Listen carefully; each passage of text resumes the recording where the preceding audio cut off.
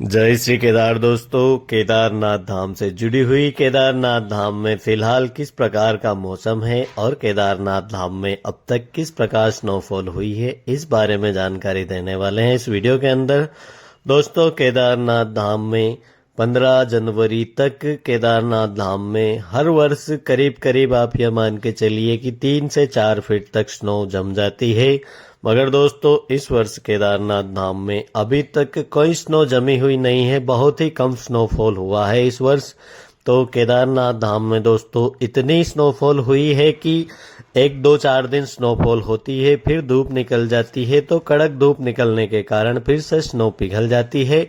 और अभी केदारनाथ धाम में दोस्तों हल्की फुल्की स्नोफॉल होती है कभी 2-4 दिनों के लिए, उसके बाद में स्नोफॉल फिर से रुक जाती है। तो केदारनाथ धाम में अभी किसी भी प्रकार की स्नो बर्फबारी बहुत ही ज्यादा मात्रा में कोई बर्फबारी नहीं हुई है, और बर्फ जमी तो बहुत ही कम है दोस्तों। केदारनाथ धाम में अभी जो स्नोफॉल होती है फिर धूप निकलने के कारण सारी पिघल जाती है, और पिछले कुछ ही दिनों के लिए स्नोफॉल होती है और फिर से तेज एकदम कड़क धूप निकलती है, जिसके कारण अब तक इन पहाड़ों में दोस्तों, केदारनाथ धाम के पहाड़ों में, पूरी केदार वैली में आपको कहीं पर भी बहुत अधिक स्नोफॉल देखने को नहीं मिलेगी। और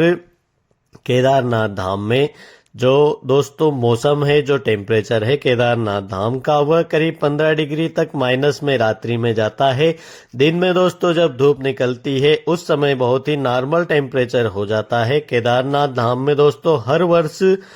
इस जो जनवरी का जो माह होता है, जनवरी में दोस्तों केदारनाथ धाम में आप यह मान के चलिए कि 4-5 फीट, कभी कभी तो 7-7 फीट भी बर्फ जम जाती है, मगर इस वर्ष ऐसा कुछ भी देखने को नहीं मिला है। और केदारनाथ धाम में जो निर्माण कार्य है वह अब तक चल रहा था। केदारनाथ धाम में जो निर्माण कार्य होता है, वह जो पहली स्नोफॉल होती है बहुत ही अधिक मात्रा में, उसके बाद में धीरे धीरे करके स्नो जमने लग जाती है, जिसके कारण केदारनाथ धाम से सभी जितने भी यहाँ के जो कंस्ट्रक्शन के वर्कर होते हैं वह सभी नीचे की ओर लौट जाते हैं। मगर दोस्तों इस वर्ष अभी कुछ 2 से 4 दिनों पहले ही सारे वर्कर यहाँ से गए हैं, क्योंकि केदारनाथ धाम का जो मौसम है वह इतना ठंडा नहीं हुआ था कि काम बंद करना पड़े। मगर दोस्तों केदारनाथ धाम में अब फिर से स्नोफॉल स्टार्ट हो गई है, तो हो सकता है कि आने वाले दिनों में बहुत ही तेज स्नोफॉल हो, जिसके कारण केदारनाथ धाम में मंदिर के आसपास बहुत ही अधिक मात्रा में आपको स्नो देखने को मिल सके। और केदारनाथ धाम में दोस्तों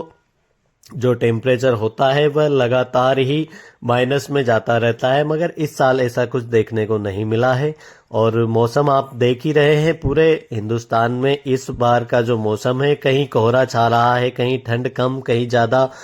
कड़क धूप निकलती है। इस प्रकार से पूरा जो क्लाइमेट है वो चेंज होता रहता है। तो केदारनाथ धाम में भी दोस्तों इसी प्रकार से आपको मौसम